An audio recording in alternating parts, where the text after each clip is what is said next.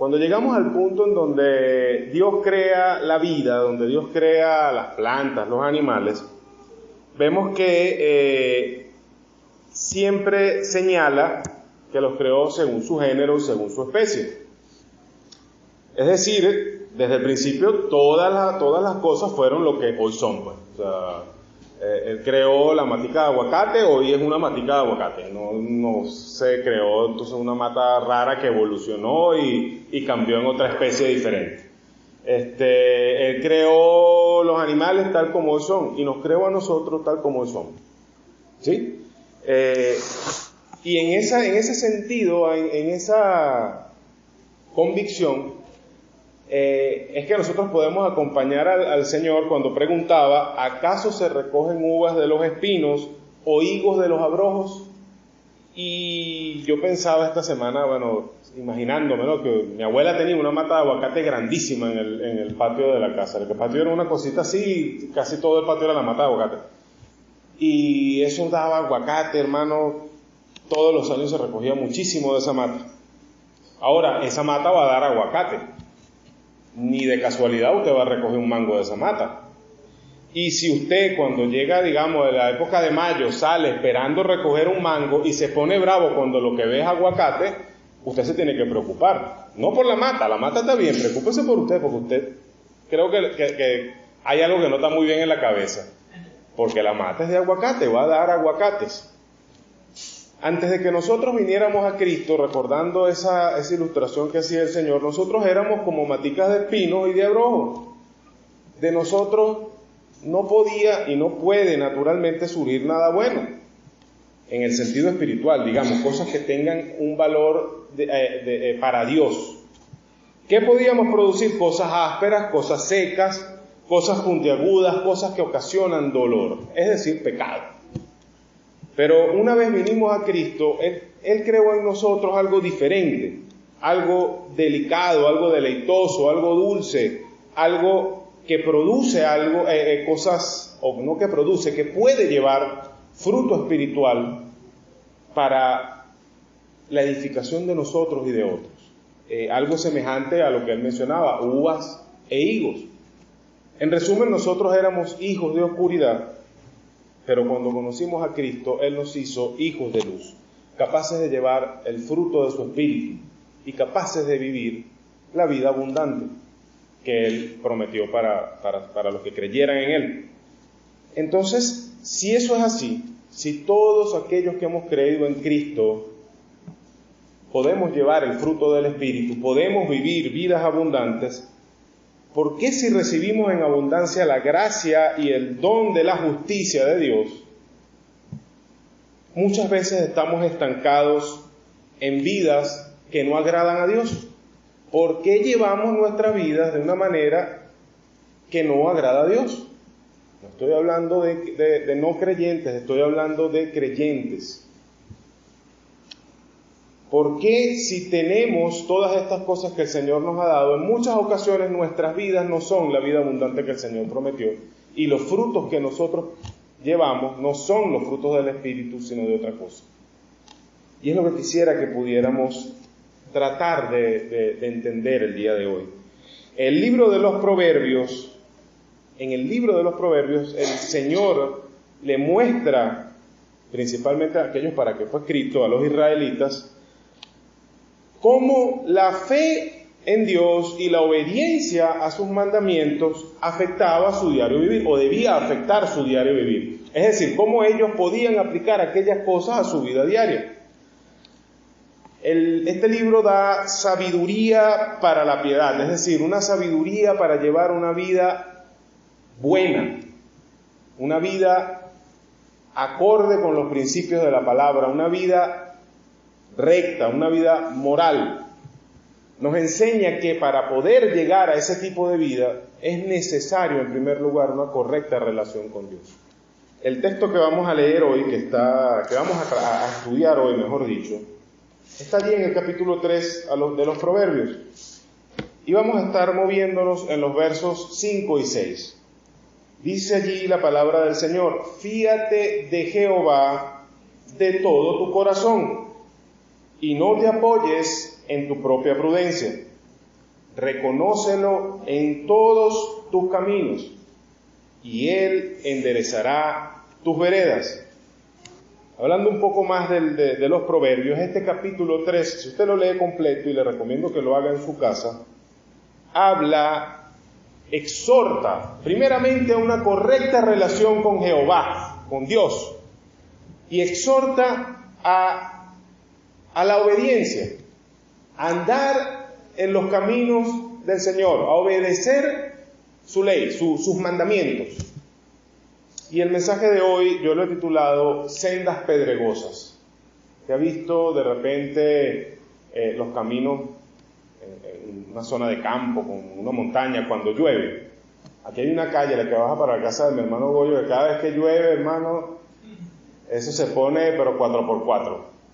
Se abren unos zanjones, una cosa, es difícil caminar por allí. Bueno, de eso estamos hablando, sendas pedregosas. Y quisiera que nos lleváramos hoy, si algo nos podemos llevar de este mensaje, es la realidad de que solo confiando plenamente en Cristo y teniéndolo presente en nuestro día a día, podemos disfrutar verdaderamente de la vida abundante que Él nos ha prometido. Y antes de avanzar más, quisiera que estuviéramos en la misma página con respecto a qué me refiero yo con vida abundante. Usted a lo mejor puede ir a otras iglesias donde le van a decir que la vida abundante es tener un montón de plata, es tener un carro de último modelo, es poder viajar, es tener fama. Y a lo mejor usted verá por allí por las noticias o en internet de pastores que tienen jet privado para viajar y para volar y para moverse, y de iglesias que lo que buscan es promover ese tipo de cosas, esa vida abundante. Pero eso no es de lo que habla el Señor aquí, no en su palabra por lo menos. Cuando yo hablo de vida abundante, hablo de una vida en libertad plena para servir al Señor, una vida con libertad para no pecar, para vivir una vida conforme al estándar de Dios. La Biblia también lo llama la vida eterna, y también existe el error por ahí de pensar que la vida eterna es, bueno, cuando yo me muero voy al cielo y esa es la vida eterna. La vida eterna, hermanos, es la vida que le da Cristo a todo aquel que pone su fe en Él, y comienza aquí, en ese mismo momento. Y tiene que ver con una relación de conocimiento y de intimidad personal con Dios y la libertad para vivir aparte del pecado, para vivir en santidad y para servirle a Él. Esa es la vida abundante de la que estoy hablando. Y lo primero que decíamos en la frasecita que les dije, no sé si la recuerdan, solo confiando en Cristo plenamente y teniéndole presente en nuestro día a día, podemos disfrutar verdaderamente de la vida abundante que Él promete. Y veamos la primera cuestión. Confía plenamente en Cristo. La primera parte de nuestro texto dice: fíate de Jehová de todo tu corazón. El israelita que leía esto, simplemente le estaba diciendo este libro: confía en Dios con todo lo que tú eres. En la última vez que prediqué, estábamos en Deuteronomio, no me acuerdo si era el 6, y decíamos: amarás al Señor tu Dios con todo tu corazón. Y explicábamos lo que implicaba esa frase de todo tu corazón o con todo tu corazón. Es aquello que está dentro de nosotros, lo que es donde está nuestra voluntad, nuestra razón, lo que dirige nuestra vida. Y lo que le estaba diciendo entonces el escritor de los Proverbios al pueblo, al israelita que leía esto o que escuchaba esto, es: confía con todo lo que eres, con todo tu ser, en Dios.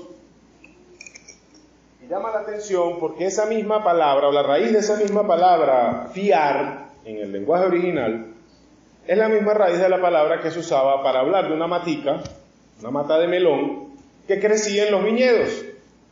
Y la mata hacía justamente lo que se esperaba que hiciera el israelita.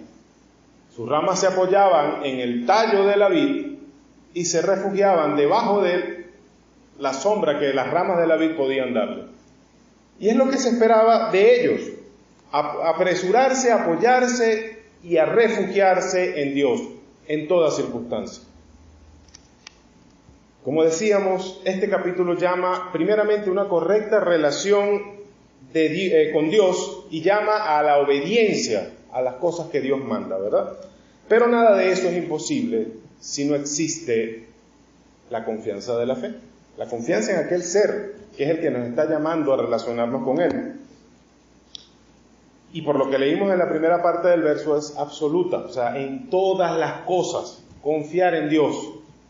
Y hacer eso es sencillo, estoy recordando ahorita las acciones de gracia de la hermana Arely, es sencillo cuando todo va bien. Es fácil confiar en Dios cuando todo va viento en popa, cuando todo está bien en nuestras vidas. Tenemos los muchachos sanos, nosotros estamos sanos, no tenemos grandes cosas, pero tenemos lo necesario. Todo va bien. No sin problemas, pero todo va bien, en términos generales.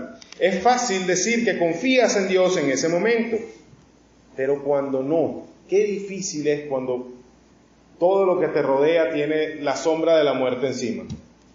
Cuando estás atravesando por el valle oscuro, qué difícil es confiar en el Señor. Tenemos ejemplos de esto en la palabra. Primero, y creo que solamente vamos a revisar a este personaje, Abraham. La vida de Abraham pasó por muchas etapas. Abraham, una de las cosas que más le pidió a Dios fue un hijo, un heredero. Y después de varias tonterías de parte de Abraham, el Señor cumplió la promesa que le hizo, porque el Señor le prometió que iba a tener un heredero de Sara, su mujer. Y nació Isaac. Yo me imagino que en ese momento, para Abraham era sencillo, era fácil decir, oye, Dios da a aquel que no tiene nada. Dios cumple todo lo que promete, todo lo que el Señor ha dicho es verdad, es un Dios en el que se puede confiar.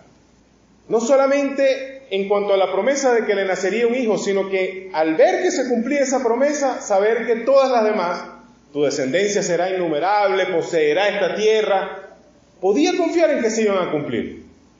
Pero más adelante vemos a Abraham enfrentando un requerimiento de Dios que no parecía tan lógico. Mira, Abraham, ¿tú te acuerdas aquel muchachito que nació hace unos años, que yo te dije que te iba a dar? Bueno, yo necesito, no sería la palabra, yo quiero que tú montes al muchachito en el burrito, me lo subas a aquella montaña que está por allá y le cortes el cuello para ofrecérmelo en sacrificio. ¿Qué podría haber pensado Abraham en ese momento? Humanamente hablando, oye, el mismo niño que me prometió, que me dio y que me dijo que de él iba a nacer toda una nación, se lo tengo que llevar ahora y lo tengo que matar allá arriba. Pongámonos nosotros en esa situación y pensemos qué hubiéramos hecho. Pensemos si era sencillo seguir confiando en un Dios que nos pedía semejante atrocidad sin darnos ni una sola explicación. Y estoy seguro de que vendrían a nuestra mente, ¿es este Dios de verdad? ¿Es confiable? Nos ponemos a pensar, ¿qué sé yo en verdad de este Dios? Por lo menos nosotros tenemos la Biblia.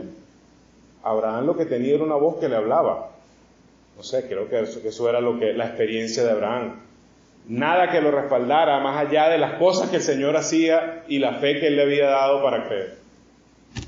Qué difícil poner nuestros ojos en el Señor. Esas preguntas vendrían. ¿Es Dios verdaderamente confiable? Si no es confiable, entonces ¿en quién puedo confiar?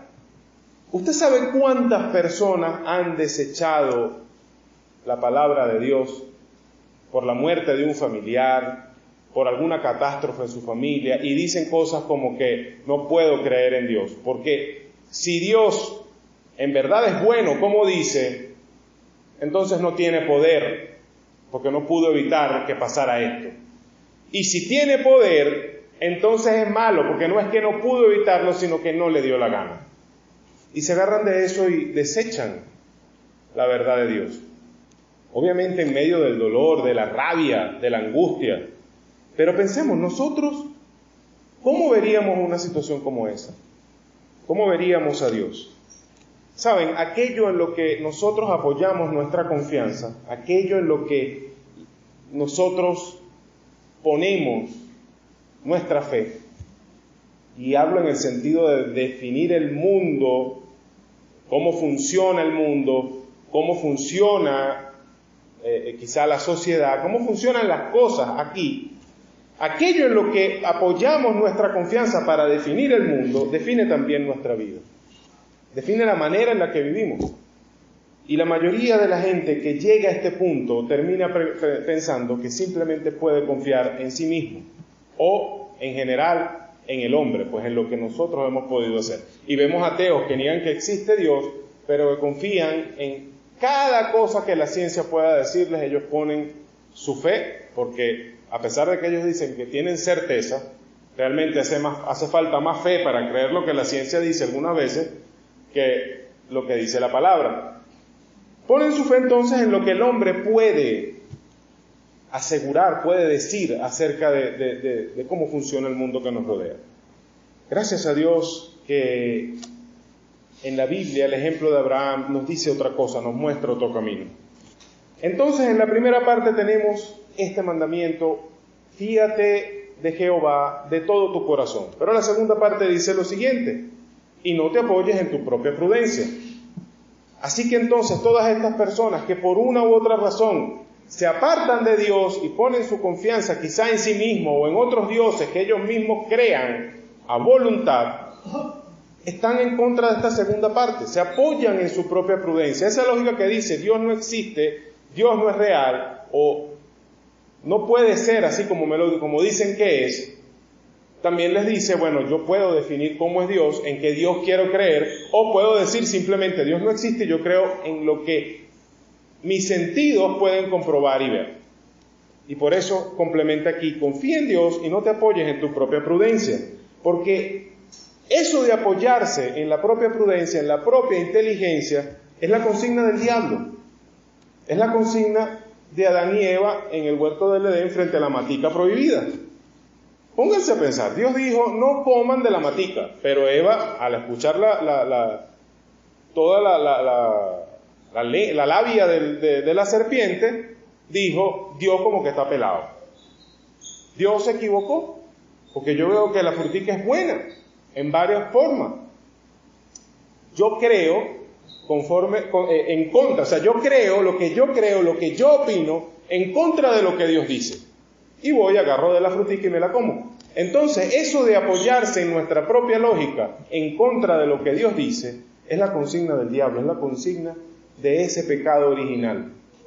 Apoyarse en la propia inteligencia, en nuestra propia prudencia, más que en lo que Dios nos dice, en la persona de Dios, primeramente es una necedad, porque el hombre no tiene ningún control sobre nada. No tiene ninguna capacidad de hacer que las cosas sucedan de una u otra manera, ni siquiera de enderezar sus propios pasos. Jeremías capítulo 10, verso 23 dice exactamente eso.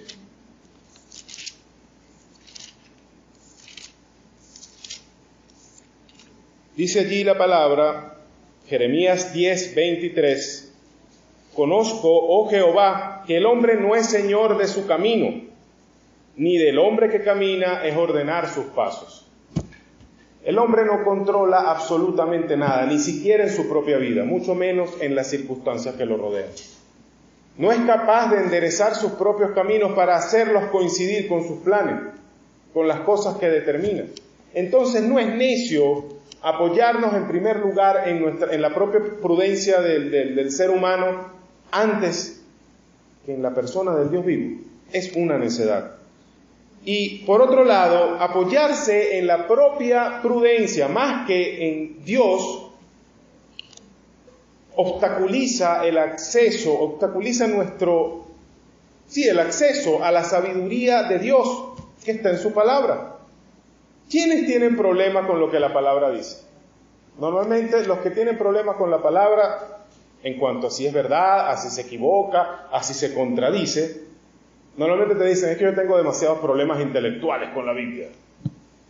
Porque es que yo no puedo conciliar esto que yo ya conozco con lo que dice la palabra. No puedo conciliar lo que me enseña la filosofía, la ciencia, con lo que dice la palabra. Miren lo que dice 1 Corintios capítulo 3, versos del 18 al 20.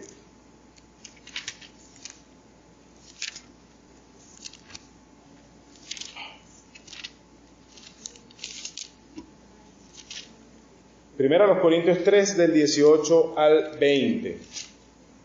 Dice allí, nadie se engañe a sí mismo. Si alguno entre vosotros se cree sabio en este siglo, hágase ignorante para que llegue a ser sabio. Porque la sabiduría de este mundo es insensatez para con Dios, pues escrito está, Él prende a los sabios en la astucia de ellos.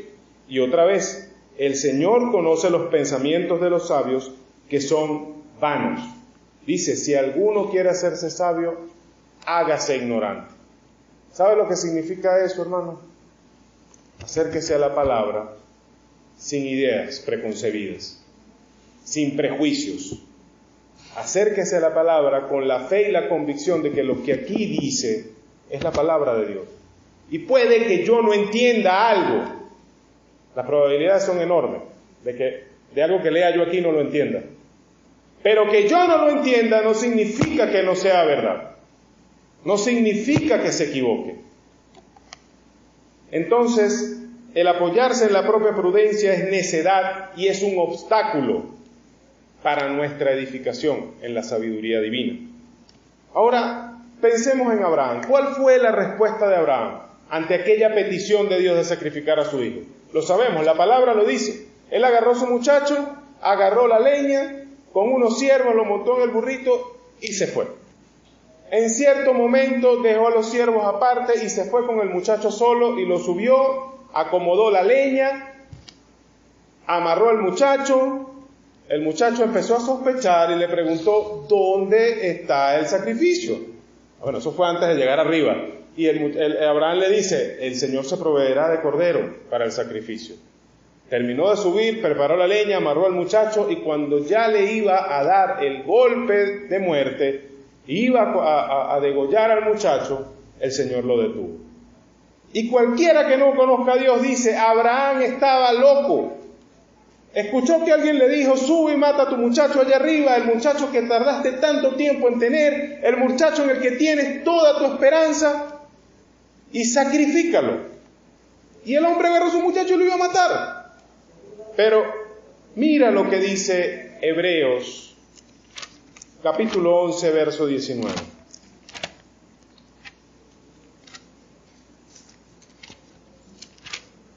Hebreos, capítulo 11, verso 19. Dice allí la palabra, vamos desde el 17. Por la fe Abraham, cuando fue probado, ofreció a Isaac. Y el que había recibido las promesas ofrecía a su unigénito, habiéndosele dicho, en Isaac te será llamada descendencia. Miren lo que dice, ofreció a aquel en el que se le dio la promesa de una descendencia. Y dice, pensando que Dios es poderoso para levantar aún de entre los muertos, de donde en sentido figurado también lo volvió a recibir.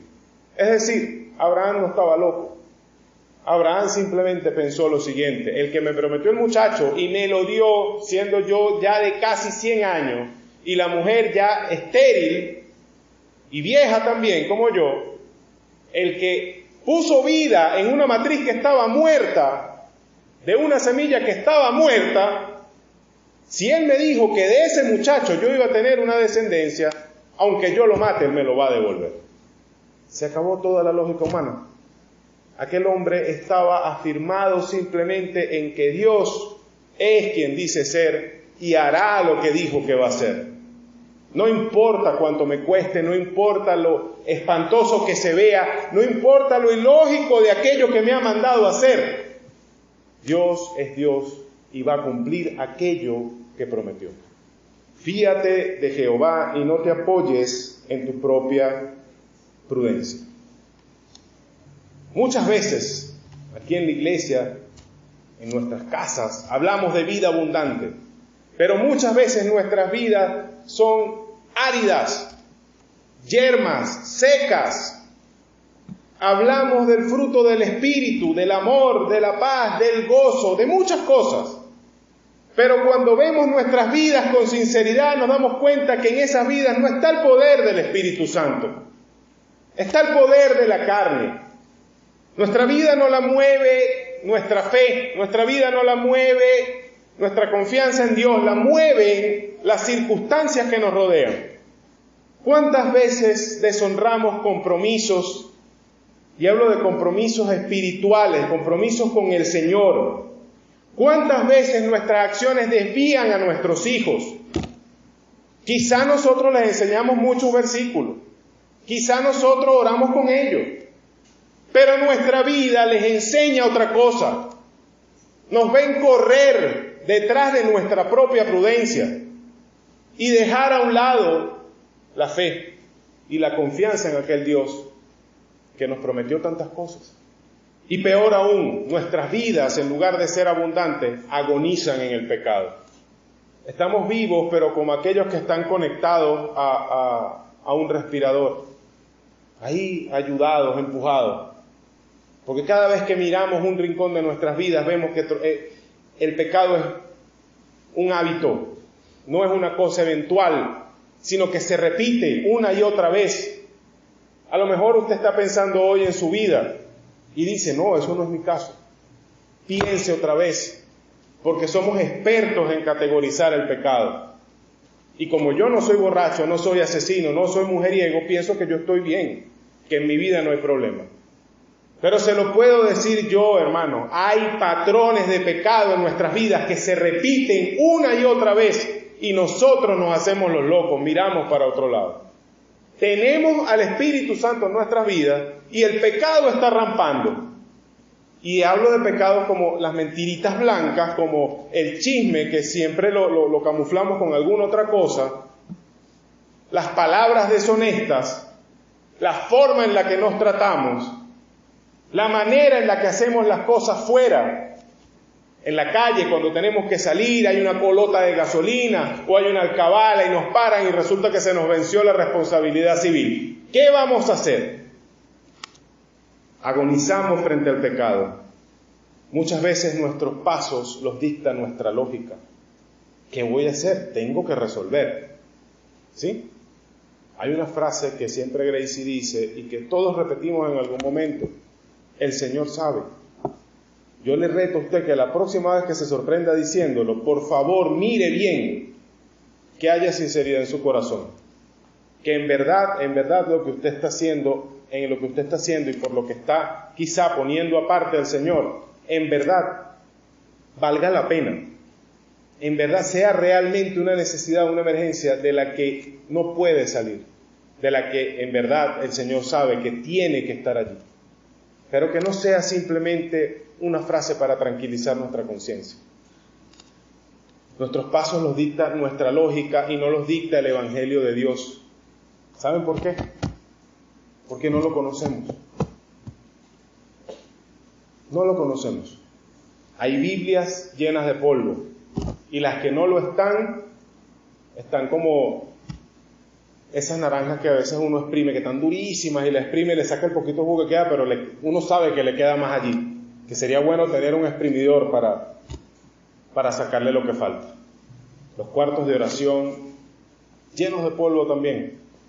Pasamos 5 minutos por ahí a la vida. Y no es tanto el tiempo, sino la manera en la que pasamos por allí, la manera en la que nos encontramos con Dios. Hermanos, no conocemos el Evangelio porque no buscamos conocerlo. A lo mejor con esto que voy a decir, más de uno se pueda molestar. De todo el tiempo que nosotros tenemos acá, en la semana y cuando llevamos nuestra vida, tenemos 45 minutos los domingos de 10:15 hasta las 11 en la escuela dominical y entre 45 minutos y una hora al final, aquí donde estamos ahorita en la predicación. Sobre todo en la escuela dominical, yo me pregunto cuántos venimos preparados con la Biblia A lo mejor no entendemos nada, pero traemos preguntas que vale la pena hacer. Son 45 minutos que tenemos. Y ya yo tengo 2 domingos que no doy la clase de nuevos creyentes, sino que estoy allá atrás escuchando. Y hay intervenciones, hermanos, que tenemos que de verdad llamarnos la atención nosotros mismos. La pregunta que hizo hoy constantemente Eliú fue: ¿cuál es el fundamento bíblico de eso que tú me estás diciendo? ¿Cuán difícil fue escuchar una respuesta? Porque no venimos preparados, porque no estamos acostumbrados a vivir en la palabra. Hermano, piense bien, si usted va a hacer una intervención, asegúrese de que usted vino preparado. Maestro, hablen del tema que van a dar la semana que viene, por lo menos den un texto para que lo revisen. Y nosotros vengamos preparados, que estemos seguros que lo que vamos a decir no va a desviar el tema, que va a ser de edificación y de aporte, que no va a ser nuestra opinión, sino que va a ser la palabra. Son 45 minutos, hermanos, que tenemos en toda una semana. Podríamos ser más edificados de lo que somos hoy y tener más conocimiento para enfrentarnos a esos 6 días que vienen por delante. Pero como no estamos aprovechando el tiempo, nos encontramos con los problemas sin ninguna defensa. No conocemos el evangelio de nuestra salvación. Entonces, fíate de Jehová de todo tu corazón y reconócelo en todo, y no te apoyes en tu propia prudencia. Tenemos que confiar en Cristo con todo lo que hacemos, con todo lo que somos. No hay opción, hermanos. Cualquier otra cosa nos va a dejar en un estado de agonía espiritual.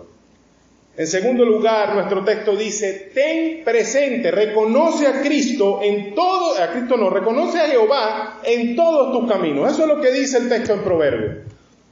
¿Qué significa reconocer a Jehová en tus caminos?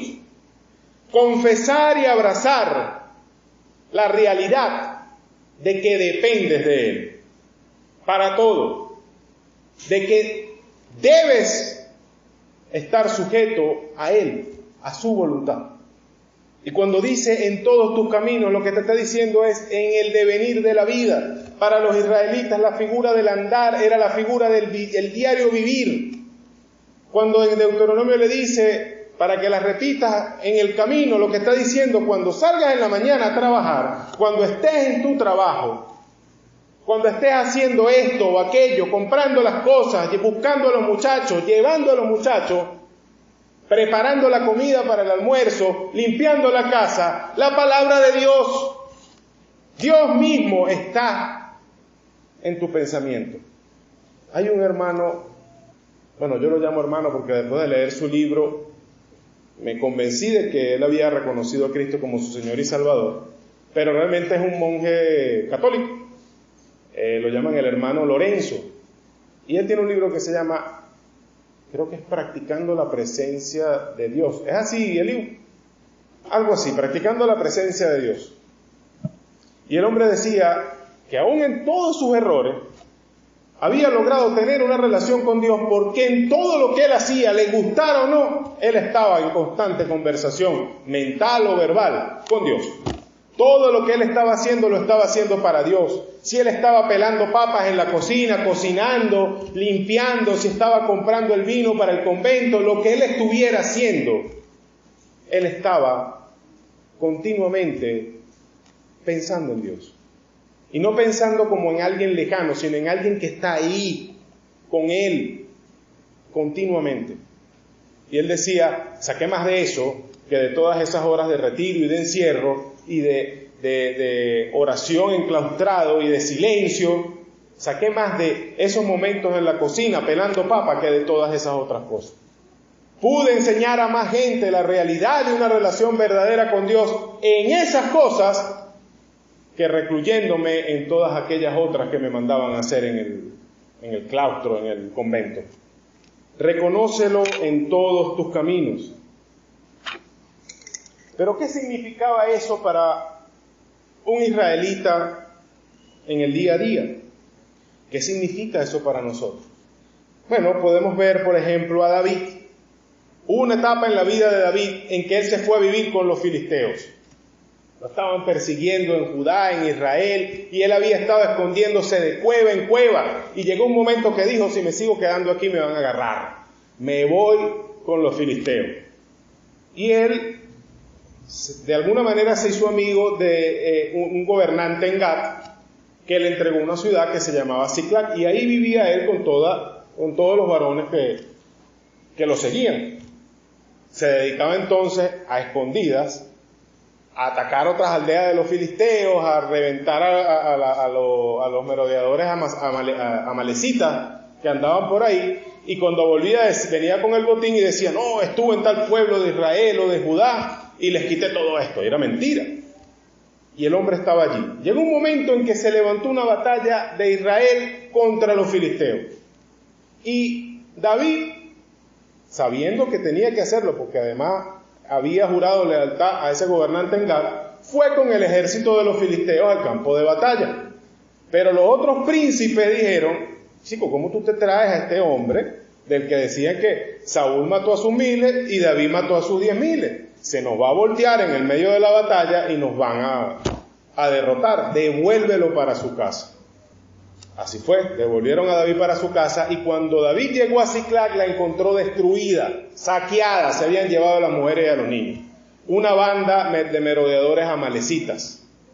Todo el mundo se entristeció, lloró por aquella cosa. Dice la Escritura en 1 de Samuel, capítulo 30, creo que es el verso 6.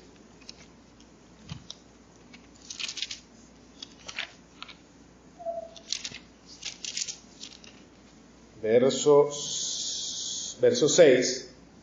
Dice, y David se angustió mucho, porque el pueblo además hablaba de apedrearlo. Pues todo el pueblo estaba en amargura de alma, cada uno por sus hijas y por sus hijos. Mas David se fortaleció en Jehová Dios.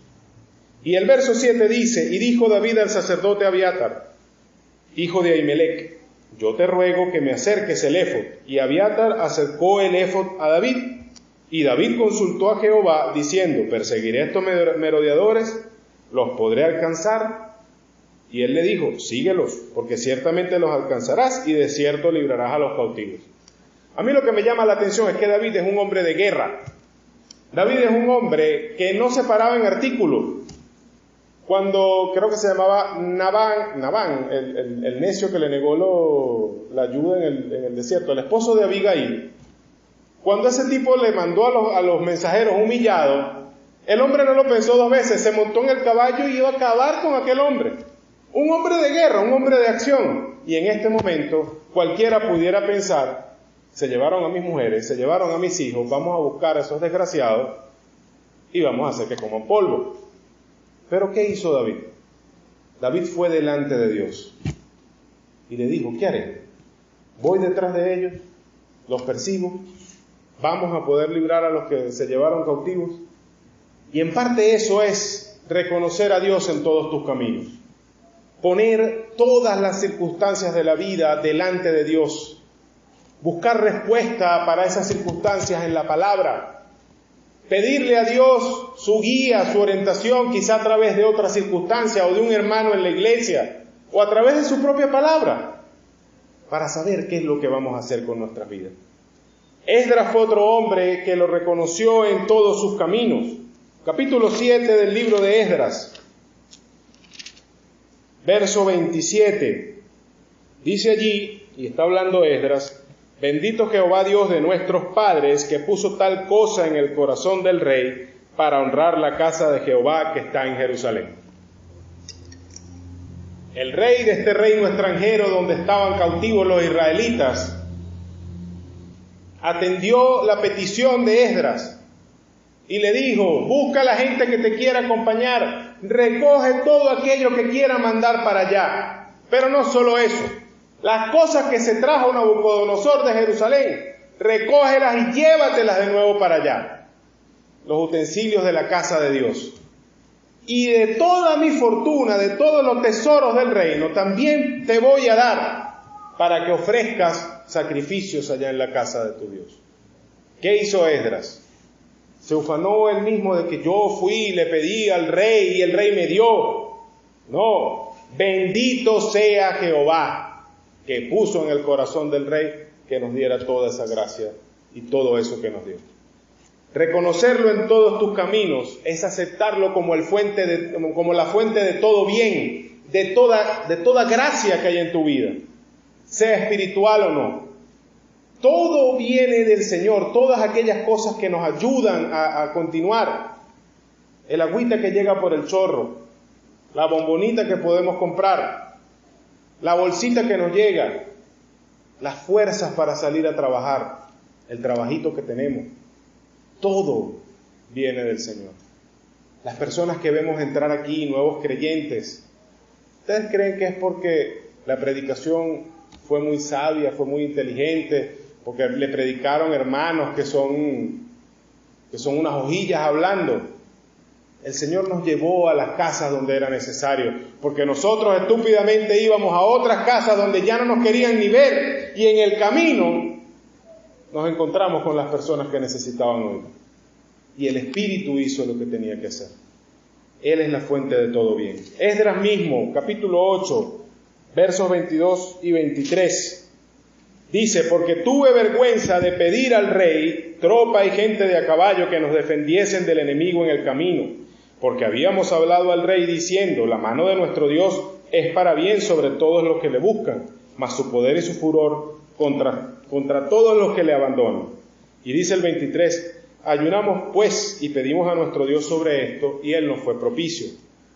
Esdras habló con el rey y dio testimonio del Dios al que adoraba. Le dijo: la mano de nuestro Dios es a favor de todos aquellos que le buscan, y los que no, se tienen que atener a lo que él va a hacer. Es decir, Dios nos va a guardar en el camino, Dios nos va a llevar, Dios nos va a favorecer en esta empresa. Cuando Esdras se vio en la realidad de que tenía que viajar, no sé si cuando uno lo lee se da cuenta, pero tiene que viajar con un poco de gente y un montón de oro, de plata, de cosas preciosas, por un camino larguísimo y desierto, en muchas partes. Y en aquella época, en esa zona había, como ya lo vimos cuando hablamos de David, bandas de merodeadores. ¿Quién los iba a defender si los atacaban para robarles? Y seguro iban a querer atacarlos. Lo lógico era ir con el rey: oye, señor rey, mándenos con unos soldaditos que nos cuiden. Pero Esdras lo pensó y dijo: ¿cómo le voy a decir eso después que le dije que Dios nos iba a proteger? ¿Dónde estaría mi fe? ¿Dónde estaría mi testimonio? Reconocerlo en todos tus caminos es actuar siempre para la gloria de Dios. Nosotros en este mundo nuestra actitud como cristianos va a hablar de Dios. Ahora, ¿cuál es la calidad de lo que vamos a decir con nuestros actos acerca de Dios? Nuestro testimonio puede ser para gloria de Dios o puede ser para deshonrarlo también. Otro que reconoció a Dios en todos sus caminos, Nehemías, capítulo 1, verso 11. Dice: te ruego, oh Jehová, esté ahora atento tu oído a la oración de tu siervo y a la oración de tus siervos, quienes desean reverenciar tu nombre. Concede ahora buen éxito a tu siervo y dale gracia delante de aquel varón, porque yo servía de copero al rey. Nehemías estaba en Susa y era copero del rey, un hombre de la confianza del rey. Ese hombre probaba el vino primero para que el rey no fuera envenenado en caso tal. Se aseguraba del manejo que se hacía de la bodega del rey. Era de su confianza, era el que le servía la comida y el vino a ese hombre.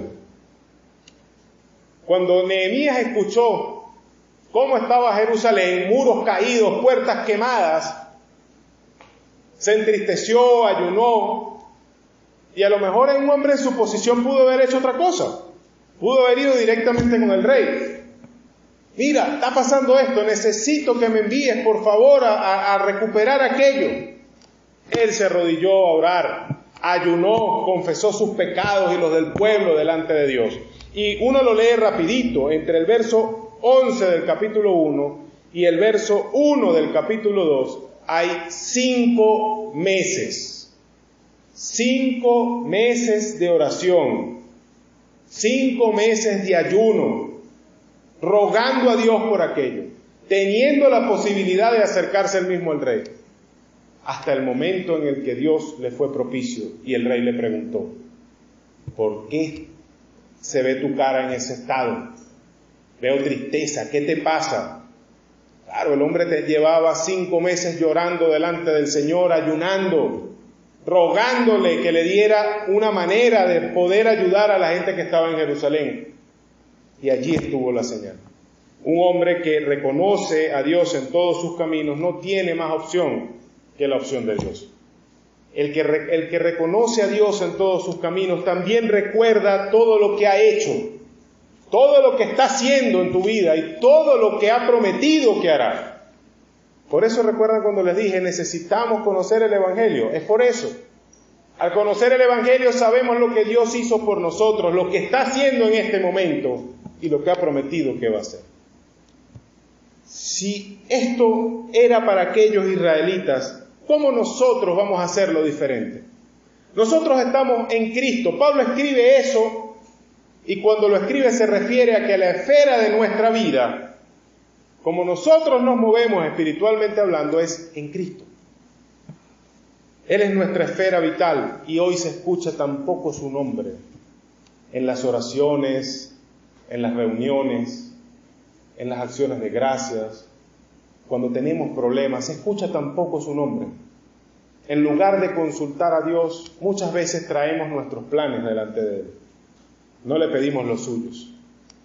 Muchas veces decimos: Dios, yo quiero hacer esto, yo quiero cambiar lo otro, necesito que tú me lo apruebes, que tú me ayudes a hacerlo así. Y es como que si fuéramos delante de un director y le dijéramos: esto es lo que vamos a hacer, póngale el sello para darle. ¿Cuántas veces nos arrodillamos delante del Señor? Debería ser a diario. ¿Qué quieres tú que yo haga? ¿A dónde quieres tú que yo vaya? ¿Dónde quieres tú que yo trabaje? ¿Qué quieres tú que yo estudie? Cuando estamos sirviendo en la iglesia o para el Señor, traemos métodos, traemos maneras, traemos un montón de cosas. Vemos que otra iglesia lo hace y a veces lo queremos hacer nosotros. Pero nos hemos tomado el trabajo de ver cómo lo hacía o cómo lo hace el Señor en su palabra. Y no estoy diciendo que tengamos que hacerlo exactamente como lo hacía Pablo, como lo hacía Pedro. Pero aquí está lo esencial. En el versículo 5 del capítulo 1 a los tesalonicenses, dice que Pablo predicó el Evangelio en Tesalónica no solamente con palabras, sino con poder, con el Espíritu Santo y con plena certidumbre. Entonces, ¿qué nos hace falta? Fíjate que dice no solamente con palabras, lo que significa es que no fueron palabras vacías, pero él llegó con palabras, la palabra del Evangelio. Necesitamos eso, necesitamos el Espíritu Santo y necesitamos estar completamente confiados, en plena certidumbre, de que lo que estamos predicando es la verdad y de que lo que estamos predicando va a tocar el corazón de aquellos que estén dispuestos. Lo demás, hermano, es añadido. Si tenemos la corneta, mejor. Si no la tenemos, no importa, vamos. Si tenemos los tratados, mejor. Si no los tenemos, vamos. Si tenemos el lugar, mejor. Si no lo tenemos, vayamos. Si tenemos el dinero, mejor. Si no lo tenemos, vamos. Porque lo esencial ya lo tenemos. Tratamos de controlar cada detalle cotidiano de nuestras vidas. Pensamos que son demasiado pequeños para Él. Y entonces sacrificamos cosas porque hay otras que demandan nuestra atención. ¿Cuánto nos cuesta, si nos ponemos a pensar, una bombona de gas o una bolsa de comida? ¿Cuánto nos cuesta, espiritualmente hablando? Peleamos cada día la batalla contra el pecado pensando que nosotros podemos vencer, manejándonos, limitándonos. No voy a ver tal programa de televisión, no voy a comprar tal cosa, no voy a hacer esto, no voy a ir para aquel lado, como si nosotros tuviéramos el poder de vencer esa batalla de nosotros mismos. Pero Cristo es nuestra victoria y vamos al campo de batalla sin Él. No lo reconocemos en nuestros caminos. Y ya para cerrar, el último verso, la última parte del verso 6, dice: y Él enderezará tus veredas. A mí me encanta la playa. La última vez que fui con Moisés y con Gabriela, y nos equivocamos rotundamente de lugar. No estuvo mal, de verdad la pasamos bien, pero estábamos buscando la reseña en internet y veíamos que, yo veía que decía, tiene piedras la playa, pero veía la foto y veía la arena. Oye, eso, no se veía piedra, pero no fue lo que nos encontramos, pues. El problema es que las piedras no estaban en la arena, estaban en el agua. Y no eran unas piedritas, eran unos peñones de este tamaño. Hermano, puntiagudo, o sea, no era que era una piedrita redondita. Había oleaje, entonces meterte en esa playa tú andabas y pisabas aquí, te ibas para allá y los pies todos adoloridos. Nosotros no podíamos con eso. Pero cada vez que llegaba un lanchero, se bajaba y tú lo veías que caminaba como que si estuviera caminando arriba de algodón. Pla, pla, pla, pla, se bajaba, salía de la playa o se volvía a meter relajado. Acostumbrados a eso. Y nosotros, lamentablemente, en nuestras vidas cristianas, nos acostumbramos a andar sobre las piedras, sobre los caminos pedregosos del pecado, de la vida que no es abundante, sino que está más cerca de la muerte que otra cosa. Nos acostumbramos a caminar así. Nos acostumbramos a la agonía del pecado en nuestras vidas, a la agonía de la apatía, de la indiferencia en nuestras vidas, cuando la palabra nos dice que no tiene por qué ser así. Dice aquí en Proverbios que si confiamos en el Señor, si lo reconocemos en todos nuestros caminos, Él va a enderezar nuestras veredas. No se refiere, y normalmente pensamos esto, y hasta que yo estudié el texto lo pensaba también, a un camino que tiene muchas curvas, y entonces lo hace derecho. Está hablando de allanar el camino, de eliminar los baches que el camino tiene. No importa cuántas curvas tenga, lo importante es que yo pueda transitar por ahí. En el pasado los caminos los mantenían muchísimo, porque no eran como ahorita que se asfaltan y duran más. En aquel momento tenían que estar pendientes para que aquello estuviera llanito, fino, para que pasaran las carretas, los caballos. Eso es lo que dice el Señor aquí. Confía en Dios y reconócelo en todos tus caminos, y Él va a allanar tus sendas. Y no está hablando, repito, no está hablando de que no vamos a tener obstáculos en la vida. Las cosas malas van a pasar, las pruebas van a venir, pero está hablando de los baches espirituales, de los tropiezos que vienen cuando no somos capaces de enfrentar las pruebas, de las caídas que vienen cuando la más mínima tentación nos saca del camino.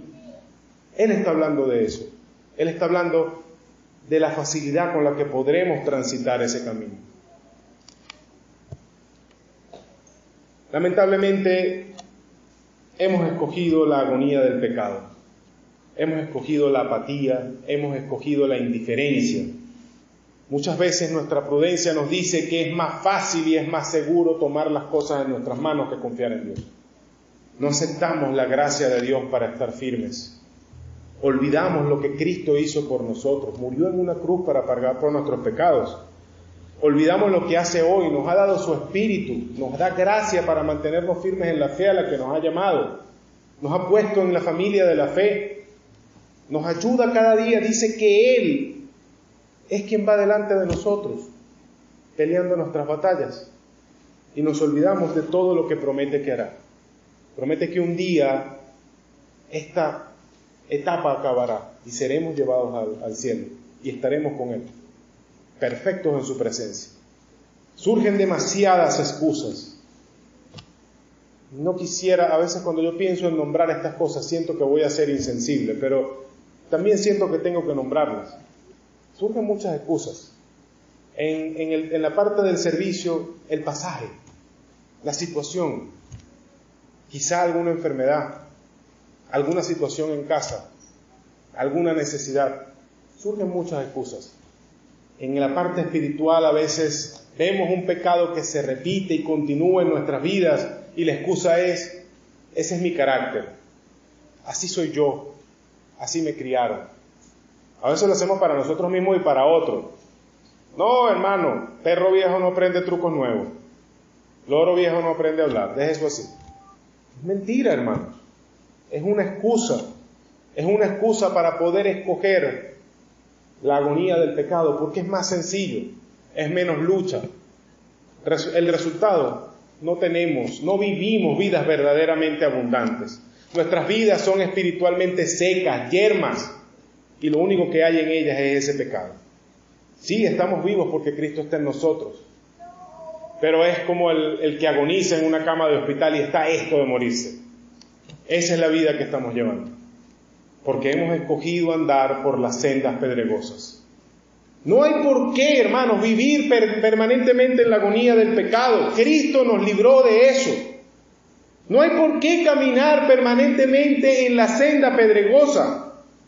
Así como confiaste en Cristo cuando pusiste tu fe en Él para salvación, confía en Cristo hoy. Hermano, Él resolverá el problema. Sea lo que sea, el gas, el agua, la luz, lo que sea, la comida. Y si no, como dijeron Sadrach, Mesach y Abednego, el Dios en el que creemos nos puede librar del horno, pero si no, alabado sea Dios. El carácter es algo que puede cambiar, y el Espíritu Santo puede cambiar nuestras vidas, puede cambiar nuestro corazón.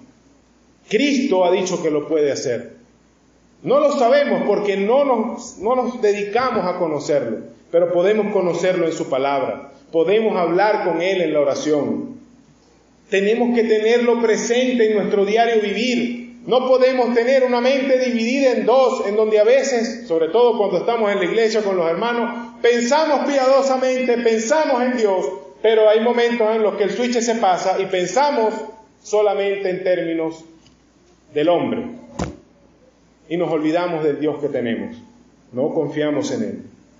Confía en Él, en su persona, en su obra, en sus promesas. Confía en Cristo. Tenlo presente en tu día a día. Él allanará la senda y la agonía de hoy se convertirá en la verdadera vida abundante de santidad, testimonio y servicio.